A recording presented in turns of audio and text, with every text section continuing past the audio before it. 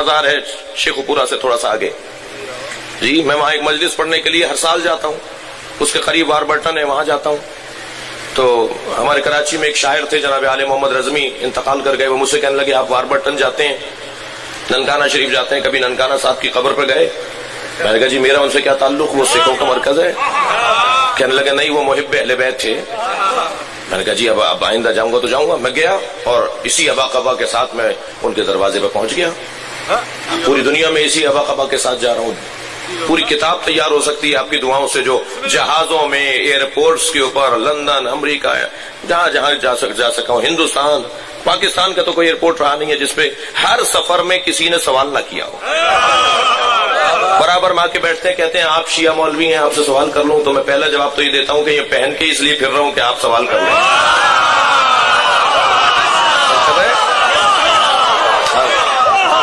ہمارے بارے میں خود سے فیصلے کرتے ہیں، ہم سے نہیں پوچھتے کہ بھئی یہ آپ کا مسئلہ ایسا کیوں ہے. 40 پاروں کا قرآن تھا، 10 پارے فلاں کی بکری کھا گئی. بکری تمہاری ہے، جواب ہم دیں؟ ہمارا اس بکری سے کیا تعلق جو قرآن کھا جاتی ہے؟ اور کر رہے ہیں ہم طرح طرح کی باتیں. یہ جو مٹی کا ڈھیلا رکھ کے مشرک ہیں یہ لوگ، سجدہ کرتے ہیں سجدگاہ کے اوپر، کربلا کی خاک پر سجدہ کرتے ہیں، یہ مشرک ہیں. ایک صاحب نے مجھے ایک جہاز میں پوچھ لیا جی یہ آپ یہ ٹکیا رکھ کے سجدہ کرتے ہیں، یہ شرک ہے. میں نے کہا اچھا آپ کہاں سر رکھتے ہیں؟ میں نے کہا بھئی آپ بھی نماز پڑھتے ہیں نا، آپ کہاں سر رکھتے ہیں؟ کہہ رہے ہم ہر جگہ رکھتے ہیں. بڑی عنایت آپ کی توجہ. میں نے کہا ہم سجدگاہ پر رکھیں تو مشرک، آپ ہر جگہ رکھیں. اگر یہی مراد ہے، یہی پیمانہ ہے تو بڑے مشرک تو آپ ہوئے. ختم کرو، چھوڑو، پرانی باتیں ہو گئی. سوشل میڈیا کا دور ہے، فیس بک کا دور ہے جی، الیکٹرانک پرنٹ میڈیا کا دور ہے. اس دور میں بھی اب وہی پرانی باتیں ہیں کہ بچے کاٹ کے کھلاتے ہیں، تھوک کے کھلاتے ہیں جی.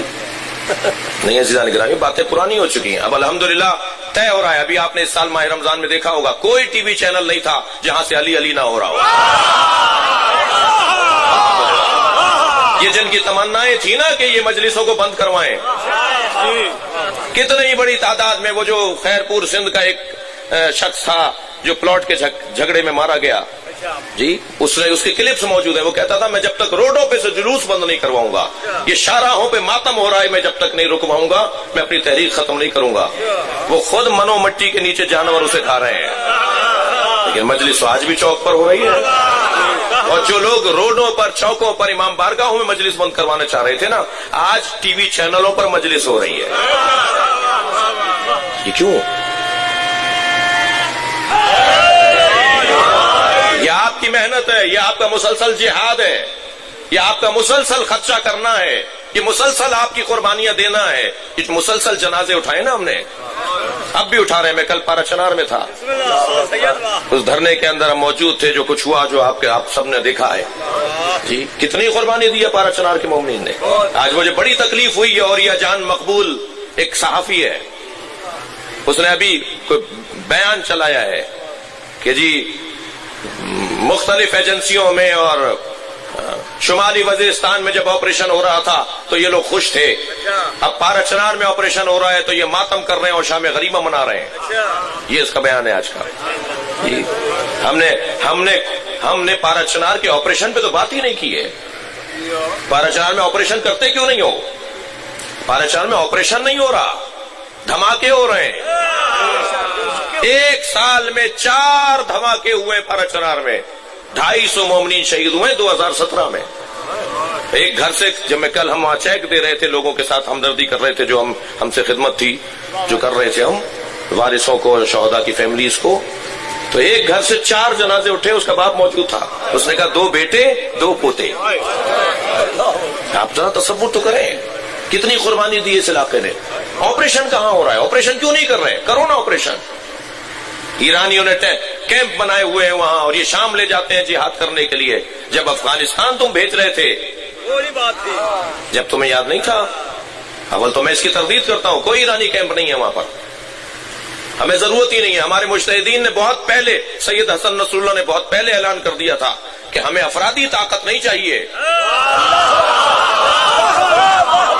ہمیں سید حسن نصراللہ نے جب یہ اسرائیل سے جھگڑا ہوا تھا، یہ جو 30-31 دن کی جنگ ہوئی تھی، یہ جو کربلا کے اوپر اور عراق کے اوپر امریکی فوجوں نے چڑھائی کی تھی، اس وقت حضرت آیت اللہ سیستانی سے پوچھا گیا تھا، انہوں نے اعلان کر دیا خبردار کوئی فرد کسی ملک سے نہ آئے، یہ پہلے عراقی شیعوں کو ختم کر کے دکھائیں، پھر ضرورت پڑے گی۔ ہمارے کسی عالم نے اعلان نہیں کیا ہے، ہمارے کسی بزرگ نے نہیں مانگا کہ وہاں سے کوئی افرادی طاقت آئے، انہوں نے اگر ہم سے مانگا تو مانگا کہ جب مجلس کر رہے ہو، آنکھوں میں آنسو آ رہے ہو، تو ہمارے لیے دعا ضرور کرنا۔ اگر ہم سے مانگا تو انہوں نے یہ مانگا، دعائے جوشن کبیر ہمارے لیے پڑھ دو، حدیث قصہ ہمارے لیے پڑھ دو، دعائے کمیل ہمارے لیے پڑھ دو، یہ چیزیں ہم سے انہوں نے مانگی تھی۔ کوئی کیمپ ویمپ نہیں ہے، آپ آپریشن کیوں نہیں کرتے؟ لیکن اتنا میں آپ کو عزیز و عرض کرتا ہوں آگے بڑھوں کہ یہ جو ماحول ہے نا پاکستان کا، اس ماحول میں جتنی سمجھداری کا ثبوت آپ شیعہ نے حیدر کرار نے دیا ہے، جو حکمران طبقہ، جو سیاستدان طبقہ، جو مسلسل بڑے فورموں پر اور صاحبان اختیار منصبوں پر اور کرسیوں پر بیٹھنے والے لوگ ہیں، وہ اس بات کو مانتے ہیں، نہیں مانتے تو ماننا ہوگا۔ شریف ترین قوم، سمجھدار ترین قوم، ہوشیار ترین قوم، مجلس میں ہمارے راجہ صاحب تشریف فرما ہو رہے ہیں۔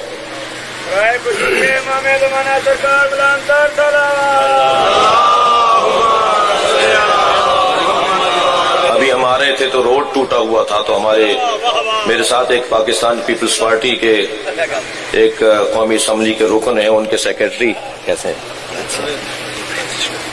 ادھر آ جائیے، تو وہ کہنے لگے کہ جی جو یہ راجہ صاحب کا علاقہ ہے، یہاں روڈ کیوں ٹوٹا ہوا ہے؟ کوئی بات نہیں، بسم اللہ، بن جائے گا، بن جائے گا انشاءاللہ۔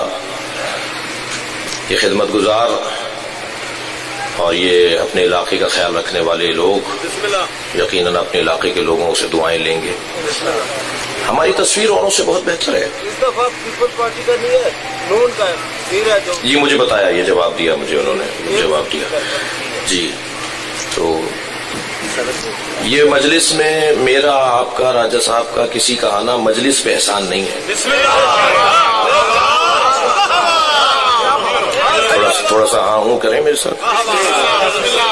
یہ مجلس کا ہم پر احسان ہے کہ اس نے ہمیں عزت دی۔ یہ امام حسین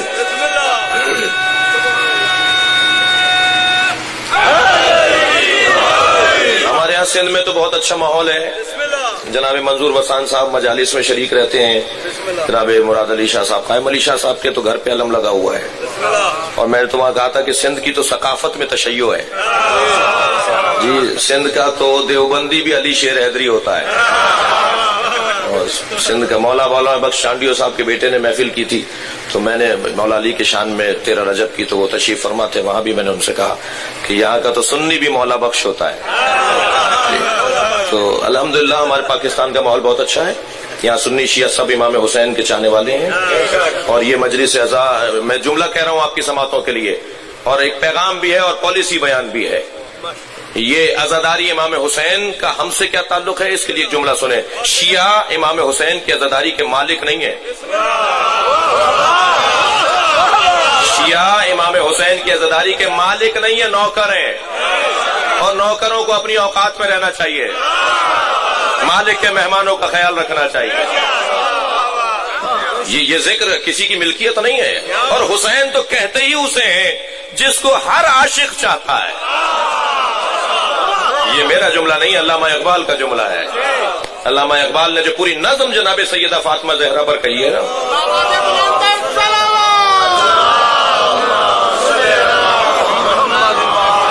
علامہ اقبال کی پوری نظم میں نہیں سنانے جا رہا، لیکن پورا قصیدہ ہے فارسی میں علامہ اقبال کا بی بی فاطمہ زہرا کے اوپر سلام اللہ علیہا۔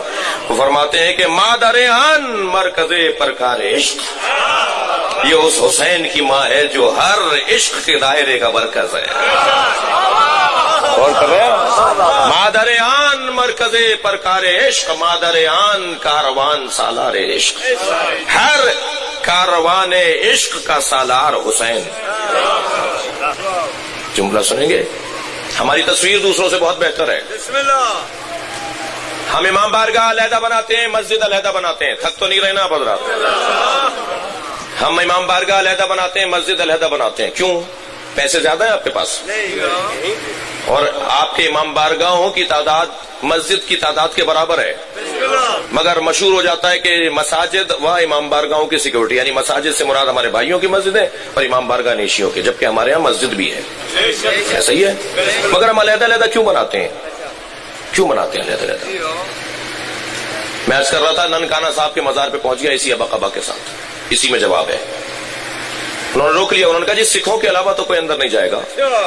میں نے کہا جی آپ اپنے بڑوں کو جا کے بتائیے کہ محبان اہل بیت آئیں، یقین جانیے ان کے سارے پنڈت باہر آ گئے، سارے سکھ ان کے بڑے جو تھے وہ باہر آ گئے، ہاتھ جوڑ کے کہنے لگے آپ کے لیے دروازہ بند نہیں ہے۔ کیوں بند نہیں ہے آپ کے لیے دروازہ؟ اس لیے کہ آپ نے اپنی تصویر کو اچھا بنایا ہے۔